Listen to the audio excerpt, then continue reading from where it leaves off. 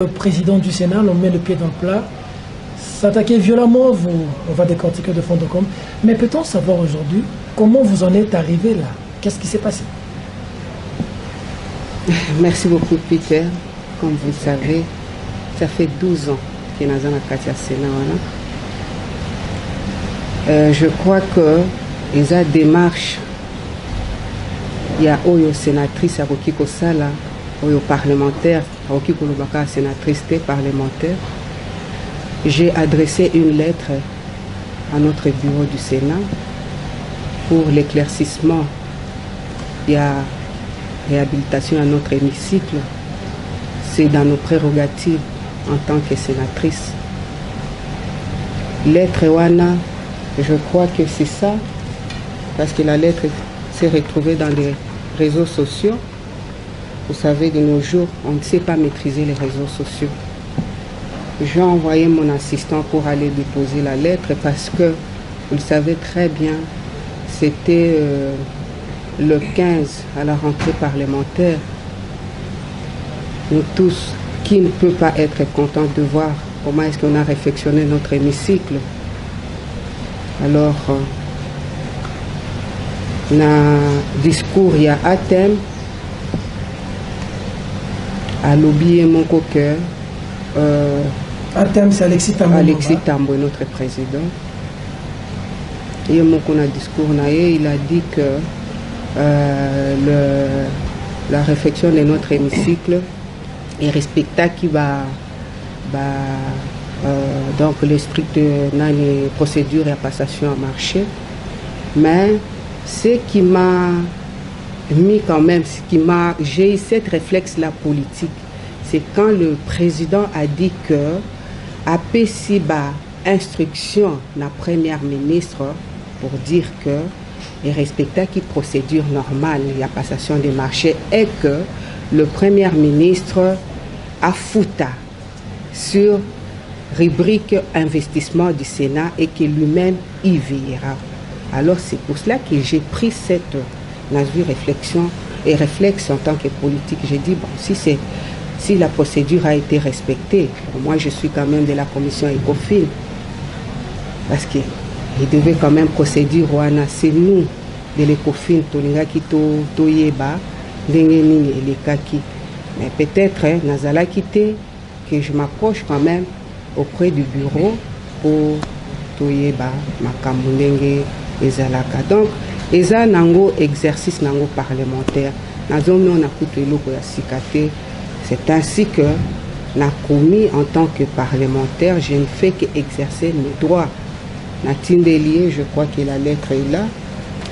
On a déposé ça quel jour? Lundi, hein? Le mardi. Et quand on a déposé la lettre le mardi, j'étais chez moi. Le mercredi, directement, je commençais à recevoir aussi la lettre dans mon téléphone sur les réseaux sociaux. Alors là, je me suis quand même indignée. J'ai appelé directement notre rapporteur, M. Kaumba, pour m'indigner, pour dire que non, ça ne peut pas quand même se passer comme ça parce que je suis en train de voir ma lettre dans des réseaux sociaux. Et pourtant, c'était censé que la lettre se retrouve au bureau, hein, jusqu'à ce que le président a fixé jour il y a réponse, parce que dans notre règlement intérieur, article 195, le président avait 7 jours pour me répondre. Alors 7 jours et aussi là mardi, mais les rapporteurs de notre chambre a dit non madame, écoute, nous aussi, d'ailleurs je viens de recevoir ça, je viens de voir ça, on ne comprend pas. Laisse-moi te rappeler, on va voir ce qu'on va faire, on va mener des enquêtes. J'ai dit ok, ça va, parce que je me rappelle les lendemains, la veille, le lundi, on était en plénière. Et le président, c'est vrai, s'est plaint parce qu'il y avait notre ami Bakomito aussi a adressé une lettre au premier ministre, mais malheureusement la lettre s'est retrouvée dans le média et dans les réseaux sociaux. On en a discuté au bureau et le président a dit donc prochainement nous devons faire attention. Mais le lendemain, j'ai retrouvé aussi ma lettre dans des réseaux sociaux. Alors, J'ai dit, ok, ça va, il n'y a pas de problème. Quand le rapporteur m'a répondu comme ça, on a dit, ok, il n'y a pas de problème, Nazozé là. Et hier, on avait conférence de président, donc je peux dire plénière, hein, en mode de confinement. Alors, Toké Kuna, pour adopter le calendrier Nabiso, doit inscrire ma matière. Nous sommes allés là-bas. Bon, pour moi, j'attendais que les délais, et comme Atina Soukapo, président, a répondre Ngaï. Toko Mikuna, parce que j'ai déposé vraiment, Naïeba qui est l'autre côté, vraiment, non, rien du tout. On est arrivé au Sénat, premier point, on a débattu, on a inscrit les matières, on a discuté tout ça pour à clore débat. Directement, moi, je m'apprêtais déjà à partir. Et puis, je vois seulement le monsieur qui dit, allez, appelez les journalistes, Bino Bolinga, pas sensation. Alors, appelez les journalistes. Ça, c'est lui qui appelle. Oui, c'est un moment qui demande aux journalistes. Oui. Appelez les journalistes, appelez les réseaux sociaux. Alors, moi, je veux aujourd'hui en finir avec cette dame. Cette dame, Madame Ebele, pour moi, c'est normal. Directement, quand on a Madame Goya. Heureusement que tu es en face de moi. Alors, on a réseaux sociaux, ça ne sert à rien couteau. On a répété en gros parce que l'éducation va permettre une réalité. Alors, vraiment, namoni kutu tina tunga kito koma anate. Vraiment, c'est ce que moi vraiment naïbi, à moins que peut-être il y a un makambu. À votre avis, qu'est-ce qui justifie cette réaction et cette attitude de Tambo Mamba?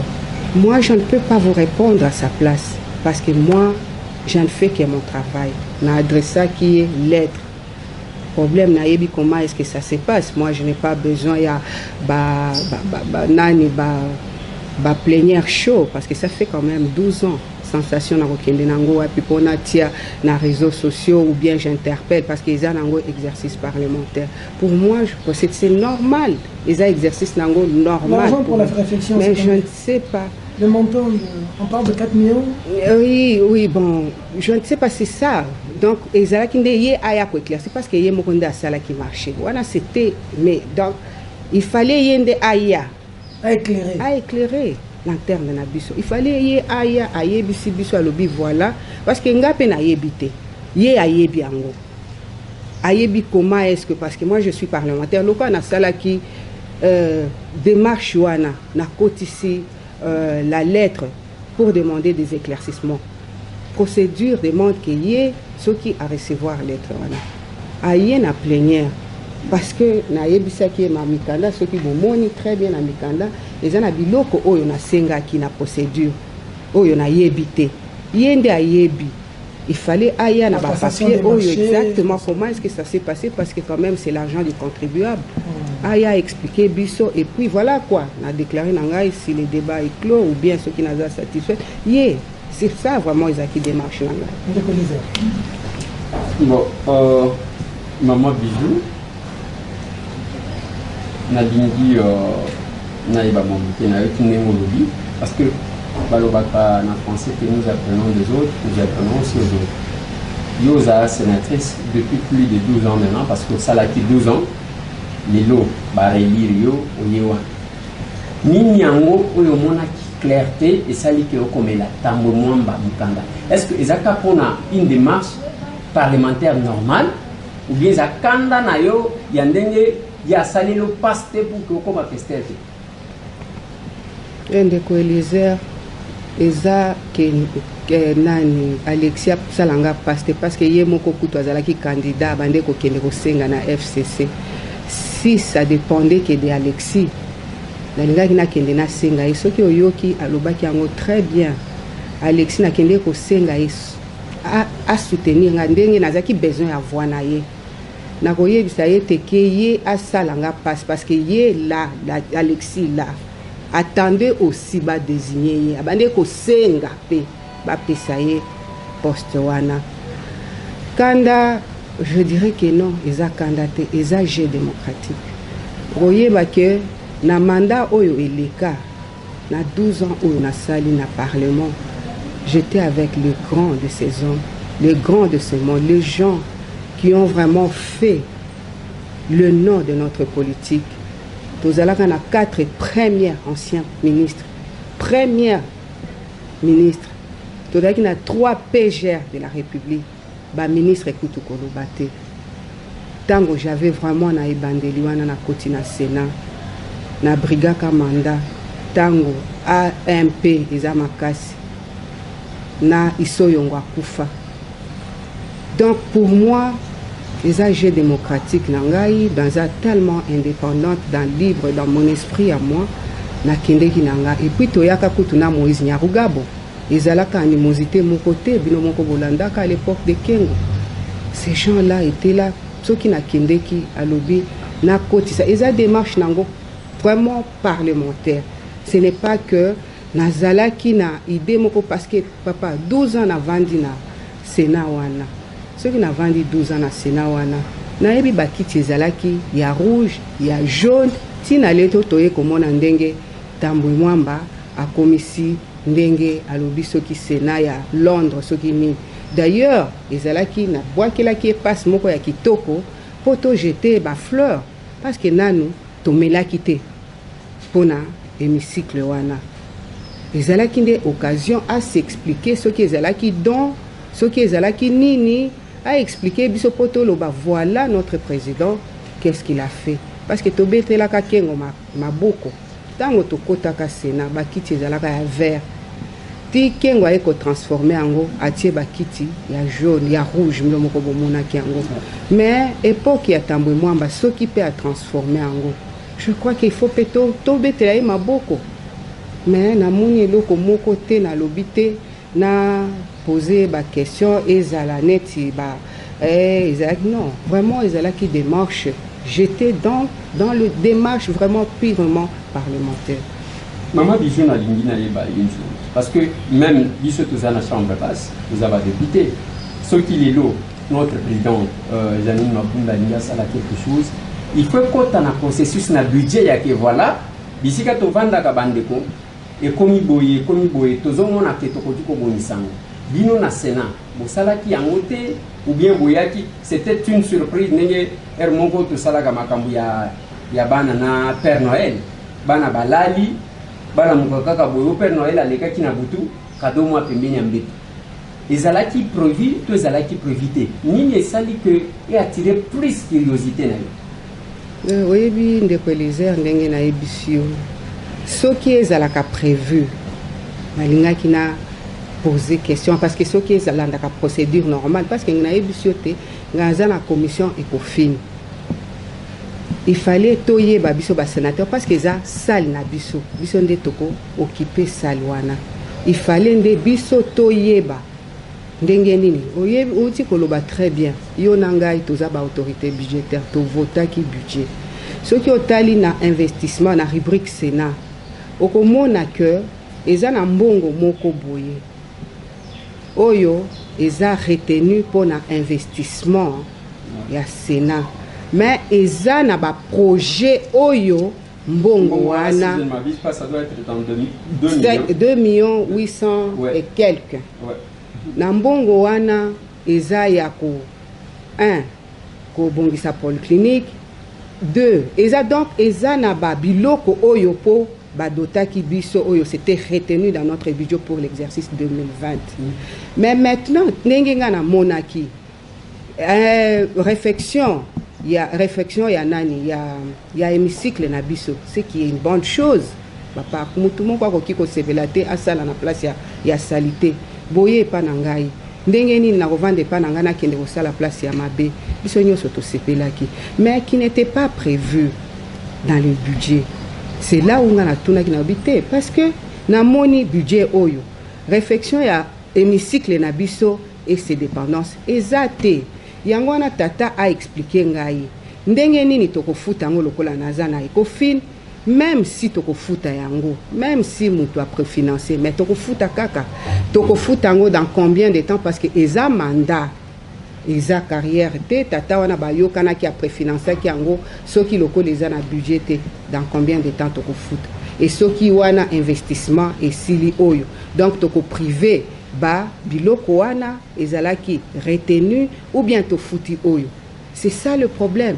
C'est lui en tant que papa donc il fallait ayande ko éclaircir ngai. C'est ça le problème.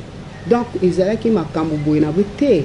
Donc ezalaki ka makambo ya bon Peter alingi azwa maloba mais na lingina tout na mama bijou okomika mukanda simple ya que ba expliquer bien que déjà il y a un problème parce que budget oyo ya makambo mususu ya Sénat tous ba autorité budgétaire c'est un montant estimé de 2 800 000 mais du coup présenter une dépense de 4 millions quand même à mon tour. Tout en comité, ainsi de suite. Oui, d'accord. Mais dans le Kanda, qu'est-ce qui a d'abord énervé? Nini pesi tambo mwamba. Kanda, il n'y a que alors belaya ta pembenité. Bon, tu as quoi makambu ya Peter. Je pense que tu connais ba champagne ba emporter ya ta moment. Bon. Alors belata pembenité kaka pona lettre. Donc ezaka pona lettre ou bien bozaki na problème mususu ezaki kobatama yango bolobi bosalango une affaire d'état. Papa, ngai naza femme d'état. Na vanda 12 ans na Sénat wana. Kengo abande koyebisa biso, nous sommes à l'école de la modestie. Le Sénat c'est l'école de deux mesures. Kengo abande des mesures s'il vous plaît. D'où on apprend aux autres, on apprend aussi des autres. Nini nakoela na tambo mwamba soki na yebi eloko te nakokende aza papa na ngai aza président nakokende na yebisi na moni tokowela na ye nini parce que tango azalaki kuna na ba exécutif na bango tambo amona ngai te na yebi tambo peut-être tango azokola biso tozalaki nanu bana mike je ne le connais pas papa na ye komona kaka elongi na ye kaka sikoyo atouti Sénat tango kaka awa touti Sénat. Donc moi c'est mon papa quand même. Na bande koyoka lisolo tambo mwamba na ye komona inga na kozwa na tambo mwamba problème wapi. Na kozwa na ye wapi. Na ye komona ye lelo awa tango ba élire ye nga na comme sénatrice, ye pas comme sénateur to boy na obi président biso nyoso tozaki ba sénateur tozo solo l'ensemble. Vraiment na yebité vraiment na yebité. Na yebi eloko na kokiboye. Alors but de la communication est ça que la moto ya bateau makambo le bamaki on a corrigé parce qu'on a de tout tollé général les amakasi parce qu'il s'agit d'abord d'une dame dans les Cambodgiens souvent maman surtout les sud africains et ni sara mingi bateau na ba réseau bateau batombo qui makasi mais tout y a passion moi pembeni honorable dans maman le makambo ni balemi ça tout choqué. Il y a le bosseur dit que pour inviter qui la champagne. On met la champagne. Donc, on a ma canisse. La ciment, on prend la champagne, on a ma canisse ici. Vrai ou faux? Réaction de l'île. D'abord, il y a Sony. Il y a Sony vraiment pour na papa wana. Allo mama kambwa Sony lengi wana. Tu sais, ngai to vivre na ba Kengo, ba mokolo, ba lokondo, législature passée. Kengo nous a appris, on était une famille. On était une famille, papa, unie, la fraternité. Bon, mon n'est pas dans l'aïe. La bande qui n'est pas à Kengo. N'allez. Au monde a Robenga 10 sénateurs toqués panaï. Pour Yangwana au bande comme na Sénat, il n'y avait pas d'opposition ni de la majorité. On était une famille. Les qui des causes nobles. Il y a République. Yangwana ceux qui au monde tous ont voté par loi. Au monde tous ont interpellé ministre. Il n'y avait pas de couleur. Parce que Kengo avait mis dans notre tête, c'était l'affaire d'État. Et Mboka Moko, exactement. Ezaki Kaka Mboka, nous on voyait que le Congo, on ne voyait pas. D'ailleurs, ceux qui ont moni, Tobande Kovanda, n'a pas lettre alphabétique. Ezaki te pas Oyo Batoa, FCC, Oyo Batoa. Non, vraiment à l'époque de Kengo, c'était pas comme ça. Tout ça, c'était vraiment pour que on apprend aux autres, on apprend aussi des autres. Tout mélangeant, tout ça là. Donc chaque dimanche, qu'est-ce que Kengo faisait? Akoya kakaboya, bengi maman bijou, maman bébé, maman Eve, boya lelo kolié panangana maman Eliane. To kende pas Kengo, nous sommes ses enfants. Toko seka, toli, vraiment tout. Lelo to kende pas na n'est pas maman bijou. Ba via edo, mokolo, ba nini, to ye pananga. Donc ce n'est pas que d'abord Peter quand il dit que après campagne, et puis j'étais très contente quand elle a dit qu'après campagne, moi ça fait deux mandats. Après campagne, je suis allée le voir comme mon papa, comme mon aîné, comme parmi les caciques du FCC. Il m'a appelé, moi je ne le connaissais pas. Nake Kota Nayobi, Azaki Mobali, sénatrice Chenila, na maman Wivine, papa na bango, papa abana na biso. Nayobi Natala, papa Beningai. Je suis allée d'ailleurs, je n'étais pas seule. Toke Kuna, to discuter, et Sili Tokei. Mais quoi de mieux que Moutoua Beningai Panaye? Encore na Ajoana, papa na est-ce que na linga ki na benga na hôtel ou bien na linga ki na benga ni? Lokola apesa kingai respect wana, na ke Panaye. Moi aussi, je voulais faire de même. Na bengaye et panangai, na bana nanga bomoni, je suis mariée, papa. Na bana, ayape panangai, amona penda kunangai. Comme ça, ape sanga pe confiance, peut-être à kokanisake, aza moi si mon koya balabala, non. C'est vraiment ce qui n'a benga. En tout cas, na benga qui parce qu'on était, c'est mon papa. C'est le président du Sénat. À cette époque-là, il n'était même pas président du Sénat. Na yebite omoni, ceux qui moutou, aza pervers. Je m'excuse, Azaka na makanisi parce que vraiment, vraiment peut-être ceux qui a moni moi si et pas naïe azo. Donc tango aloba ki wana insinué kini. Et pourtant moi je l'ai appelé parce que pas nanga batunyo sobaya ka boye bi bango nyos boko kiko kende ko tuna bango ti siko na kenda ka pa na bango basi na bango baye bingai na ko kiko kende. Donc toza famille boye kutu bomori ba honorable mususu ba utia. On est resté une famille. Les lots qui bazana makambuli wa nini feti to benga naka. C'est ça la famille. Parce que tu sais, mutunyo so ayebi place à outi mais ndenge bokomi bana nangai. Les lots qui na yoki Peter Tchaniaza na problème. Ndenge na kokanga liputa na kina matanga na lali. Déjà c'est la famille. Ba famille ba somba kabango. Awa. Tobota ma balobi donc un camarade Malamu avec qui notre frère du sang. C'est ça, donc ma famille, Eza Awana qui n'est pas nabiso na Lubumbashi, na Katanga, mais je ma famille ici, ma famille de cœur, les loso qui na la libino bokoya ba oyo bakoya, c'est ça la famille. Donc na esprit wana na ndenge to bande ko vivre ndé bon on a invité qui papa. Papa, tu peux venir chez moi parce que toi tu m'as invité chez toi. Je suis venu à Lobi à cette époque-là, je suis allé découvrir sa résidence. Est-ce que ah bo moninga ibo vandi boye pananga? Est-ce que résidence nanga vraiment Eza mutu balabala na kende ko yango na benga ki papa ya kotala pe oyeba mobali na ngai oyeba pe bana na ngai peut-être vraiment toko parce que on va faire 5 ans ensemble peut-être on va se respecter kolobana moisi ya bato mama ya bana que tu es d'une moralité douteuse parce que vous insultez grave papa nakoki koloba je suis meurtrie en tant que femme moni nazaneti mutu oyo akufeli mobali boya koyebisa yete bilonde boyo kiango vous ne savez pas parce que moi je peux te dire il y a mon fils qui m'a appelé tu sais en Europe mon fils est en Europe et ma fille ils m'ont appelé d'ailleurs j'étais au Sénat tango bana nanga batali ba bengi ngai oyebi donc je me suis nakoki koyebisa binote je suis une je m'excuse. Tu sais,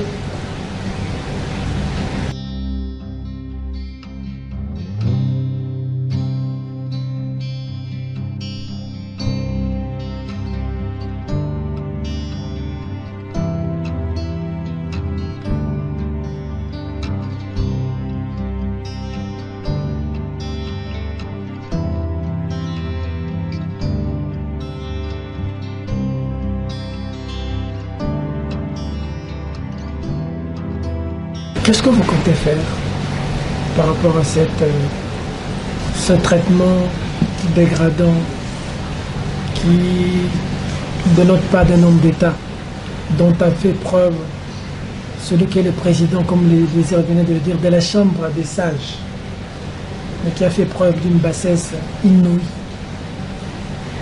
Ce que je compte faire, d'abord, je suis parlementaire. Je lui ai adressé une lettre, il doit d'abord répondre. Parce qu'il faut comme sa procédure, parce que nous sommes quand même les législateurs. Il faut accompagner la lettre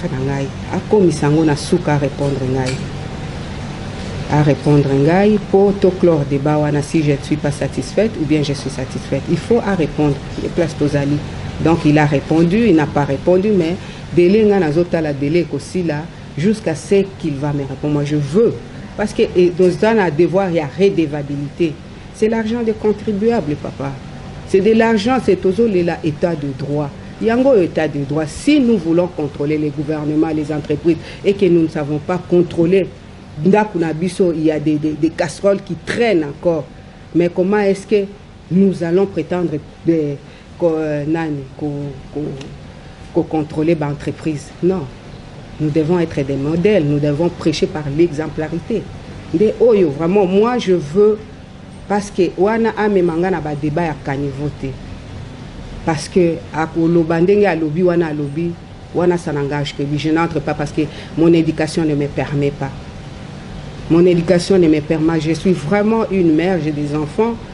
Mon éducation vraiment ne me permet pas na kota na ba débat ya kanivo. Na koti sa sénat na biso na kanivo. Wana kengo même ba sénateur o ya kala o to ba ko pardonner ngaité. Ba ko pardonner kangai jamais parce que notre Sénat était comme ça. Mais ce qui a meminga na kanivo menga na kokota na kanivo anate.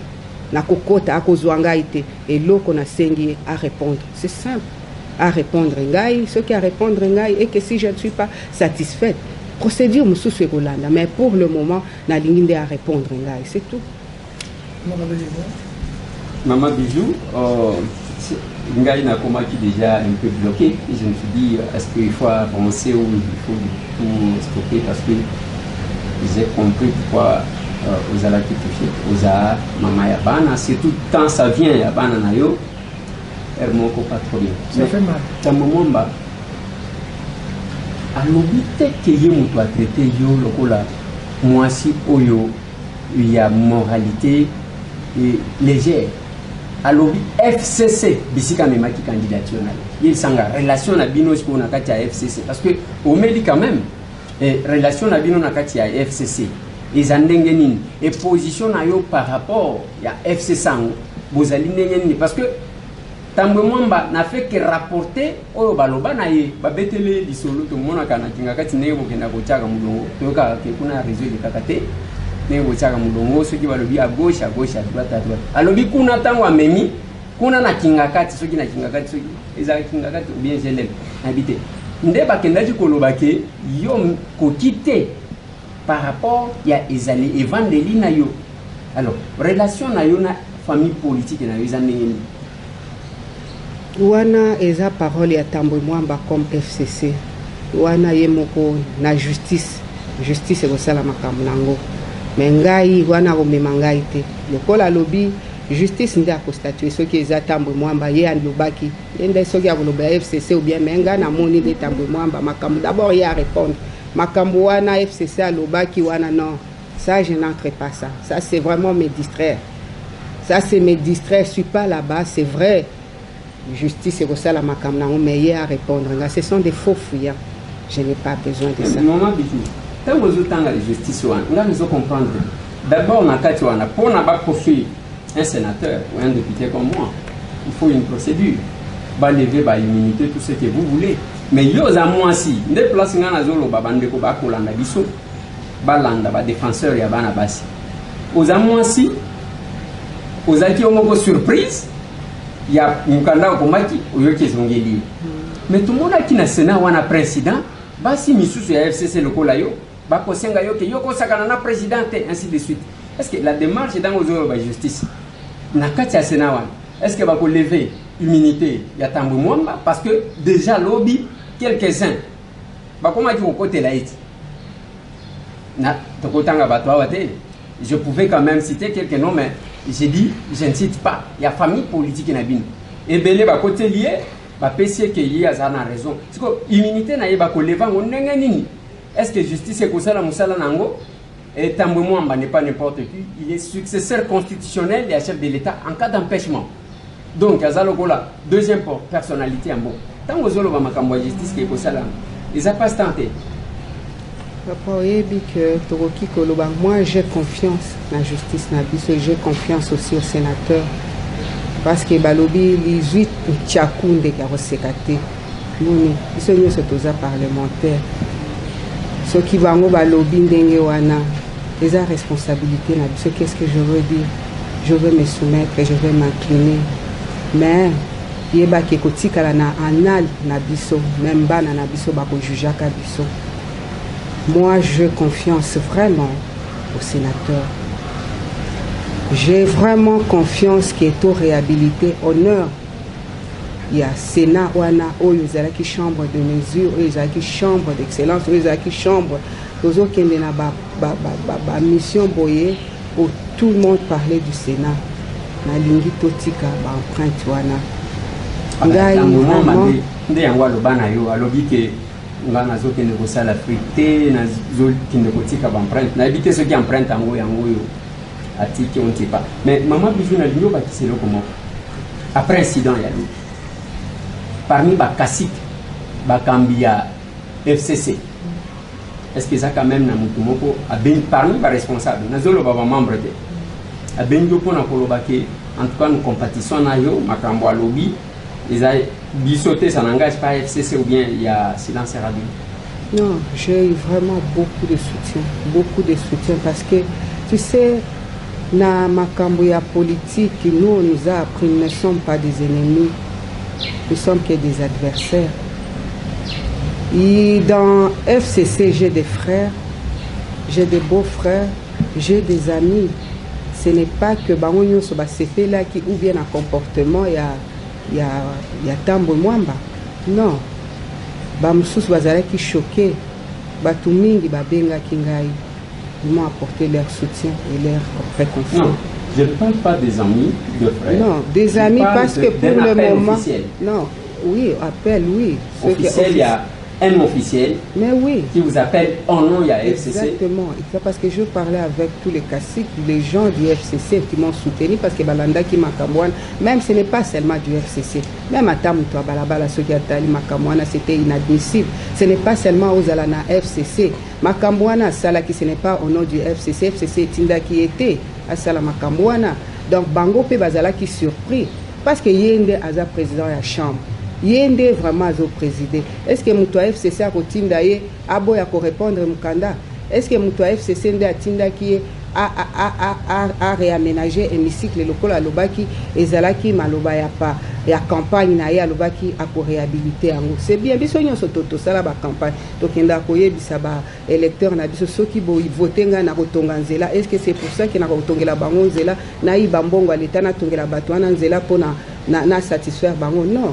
Bato FCC batinda qui était wana zaki maloba na ye alobaki ce que les zalaki don alinga qui a expliqué biso bijou za don na pesa ki bino mais ça bato FCC mais nous restons quand même avec des relations et des humains. Ce n'est pas que bango baza FCC ngana za indépendant et que vraiment toza na ba rivalité moko non. Ils m'ont appelé vraiment les officiels du FCC m'ont appelé vraiment pour vraiment me témoigner leur soutien et leur compassion.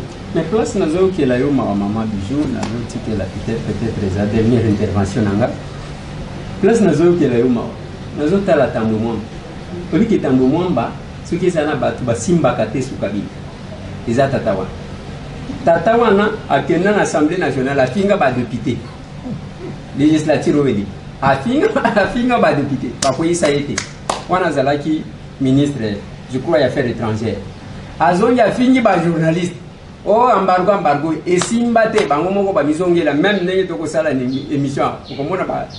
Quelques journalistes recrutés Penzaba Kowanda, Kofinga, ils ont la grande moi. Tatawana, selon ce que nous avons appris. Tawazo a la candidature naïve. Alors, on a un sénateur, il a malongate, Zakake. Bon, na zui mandat, il y a et pas China Rambo, Ayu Rambo, China Rambo. Na zui mandat et pas China Rambo.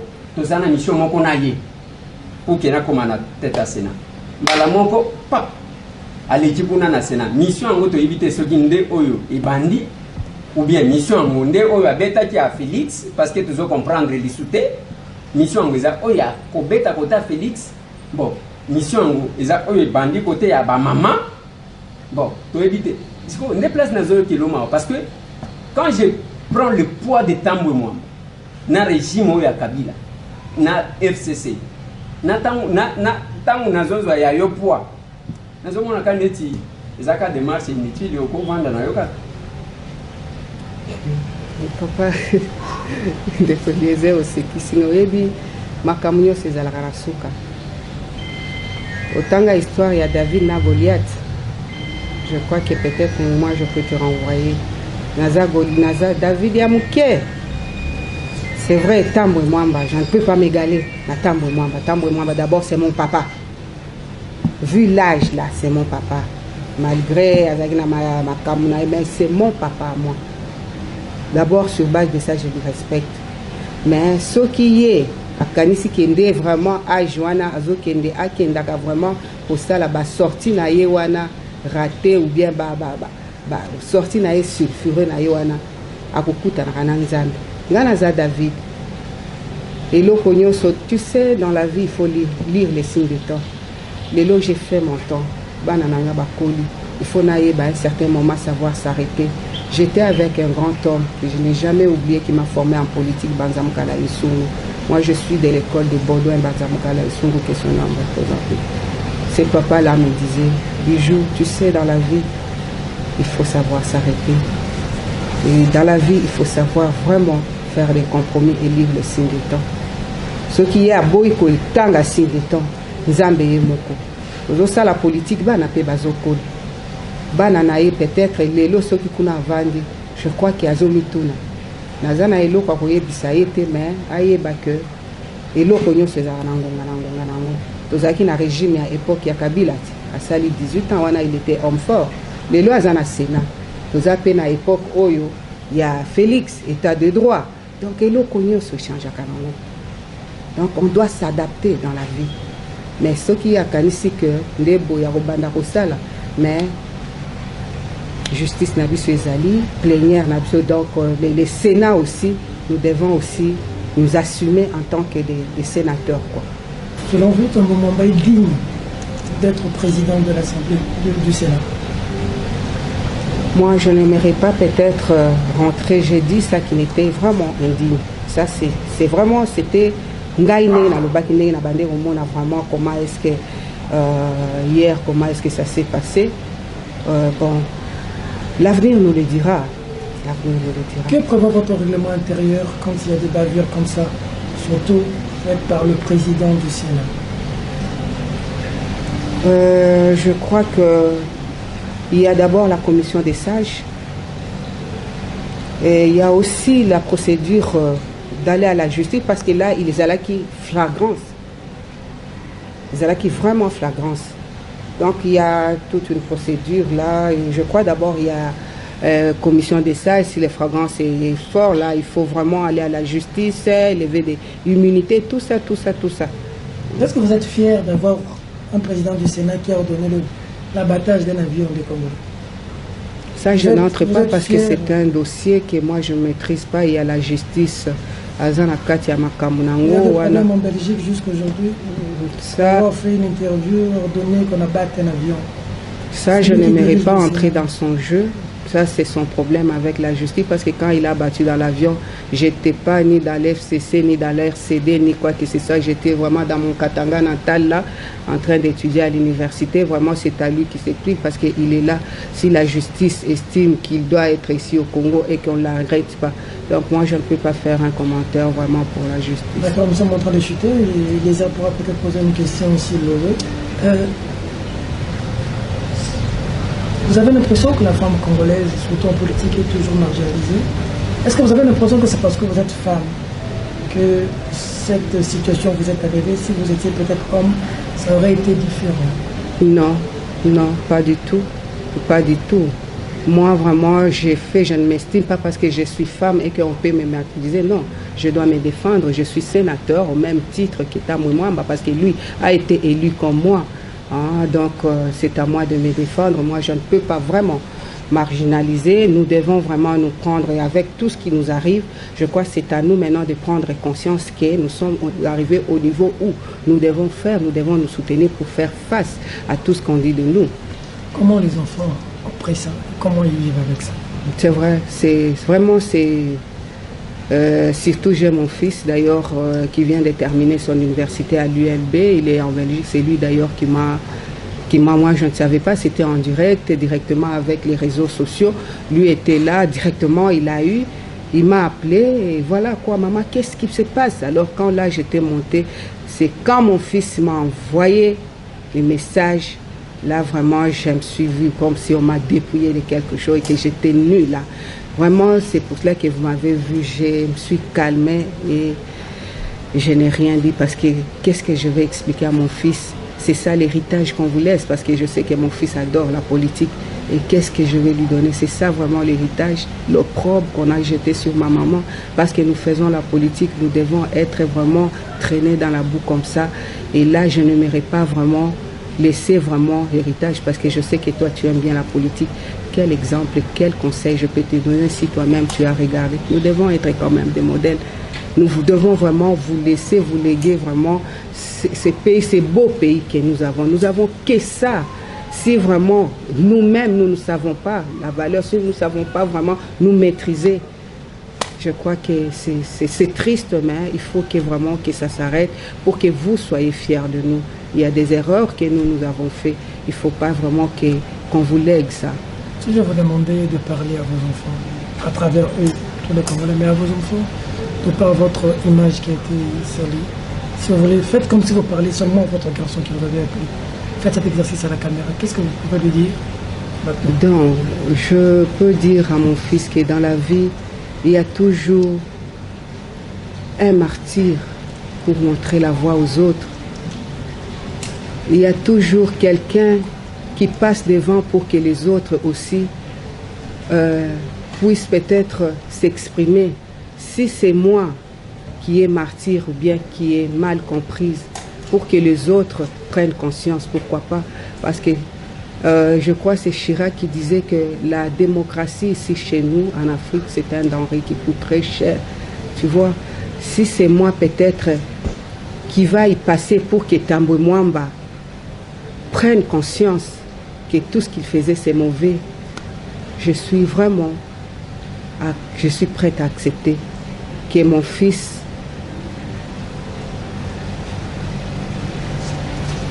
ne regrette pas. Je crois que est armé aya amona Congo nini oyo ezozelaye qu'il vienne, le Congo a besoin de lui. Ce n'est pas parce que Makambo et les Kaki que nous devons nous pitoyer sur notre sort. Non, par contre, ça nous donne la force d'aller de l'avant pour combattre les antivaleurs. Parce que c'est pas ça la politique. C'est pas la politique. La politique élève une nation. C'est ce que je peux dire à mon fils. Maman Bijou, tu as nasuka. Ota la kaka boy, le kola ndoto, parce que bien que ngana dike tata wana kosala bote. Ota la kaka boy, le kola ndoto la muki. Atem, de boy ozo benga iti. Et puis c'est la pesa ba tout monde. Ota la kaka boy, Tambwe Mwamba changer a bongoli mutima, asenjo bolimisi. Au stopper des marches, au stopper Kanda, au tourner page, bien années. Admettons, le rôle en d'autres, mais je sais que pour na esalima, bon, on a évité tatawa. Autant la gagne le rôle en d'autres, boye, azongi moto, asenjo bolimisi. Position na yo. Papa, aza mutoye bi ngana za maman. Nakoki koyebisa yo te lelo. Ce n'est pas pour moi. Ngana koleka. Mais il faut image ya Sénat etika. Il faut to rehausser image ya Sénat wana. Akosenga nde Bijou ngai. Maman sénatrice Boya que je suis pardon. Mais pour na Congo na biso, parce que il faut pas oublier Élysée Makambo et les Kaki ezalaki entre ba sénatrice et ba sénateur otozalaki na CTMS président du Sénat. C'est l'image d'une institution, non pas mais République démocratique du Congo. Il faut tozala quand même exemplaire. Nakoki kolimbisa ye parce que ngana mona ki kutelo kwa gravité. Parce que naboya ko kita na bakanivo na ye. Naboya ko landa ye na bayombo na ye na sina boya ki. Mais le problème est que nous devons regarder. Nous avons que ça, papa. Est-ce que tu as parce que c'est de Congo qu'il s'agit. De toi et moi, on a appelé des appels de partout. ba parlementaire ya mboka mobimba babengi naza peut-être ça fait 12 ans na epsio naza na ba ami parlementaire na monde mobile bango nyonso babengi. Mais c'est de notre pays qu'il s'agit. Ce n'est pas vraiment Yangwana nazo interpellé ba sénateur na biso. Ce n'est pas le problème de Bijou et Tambwe Mwamba. C'est le problème de l'opprobre Yamboka na biso. Nde oyo ngana koki koyetsa. Bijou en tant que sénateur, en tant que moutou qui n'a jamais péché, je peux lui pardonner. Mais il faut quand même toper ça le kumu na kiti wana Tambwe Mwamba vandi. Mais ma belle a bien fait le comme ça que maman bazalaka violence faite à la femme. La femme a été humiliée. Mais dans le Sénat, et là, on a dans le Sénat, après incident, on a vu que la caméra est kati. C'est quelques femmes, bien sûr, appuyées par quelques hommes. Qui pour s'attaquer, mais maintenant, qui n'a fait que se défendre. On vous a attaqué là-bas? Oui, et en voulant les descendre. Il y a un président qui a dignité. Donc, balongoli o nyoso wana no baki etikali a dit. Donc moi si on il faut bimisayer, il faut baper ça ordre. C'est ça ce qui nous fait quand même très mal. Vous avez unité maman. On fait pas sentir bassi na Sénat ba maman. Le problème ce n'est pas question mutuna mutuba. Toi vous venez pas patiner policier de Bisangai pour vous dire vraiment tout qui vraiment. Après c'est quand on a policier de Bisangai. Après qu'est-ce qui s'est passé? Bon. À quitter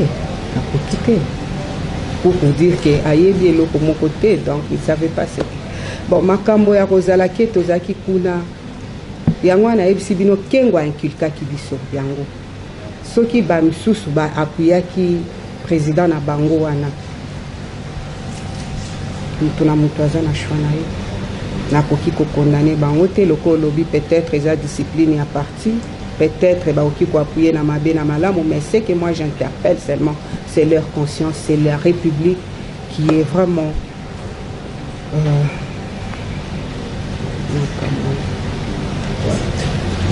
Merci.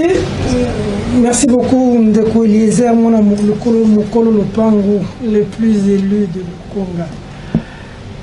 Ça a toujours été un honneur. C'est le bambou le belé, tu vas nous soutenir Ndeko Eliezer, tu vas nous faire la mission Mingi.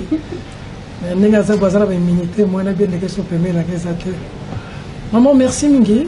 Merci. Nous sommes des journalistes engagés. Toi, pas journaliste, c'est hypocrisie. Toi, hypocrite. Il faut que Benga et l'autre la combattent. Ce qui vient de se passer au Sénat est une honte pour le pays. Le président du Sénat vient de cracher sur l'image du Sénat, la République démocratique du pays. Fort malheureusement. Et nous osons croire que dans les jours à venir, le Sénat pourra redorer son blason thermique. Parce qu'aujourd'hui, par rapport à tout ce qui s'est dit, même dans les réseaux, c'est la catastrophe. À vous et à toutes les femmes congolaises, vous avez le soutien de tous les hommes réfléchis et de valeur qui veulent un Congo beau, uni et prospère, comme l'a dit Lumumba. Un Congo qui va changer, comme d'ailleurs est en train de se battre l'honorable Eliezer Tambwe à l'Assemblée nationale. Mesdames, Mesdemoiselles et Messieurs, cette émission est terminée. Au revoir.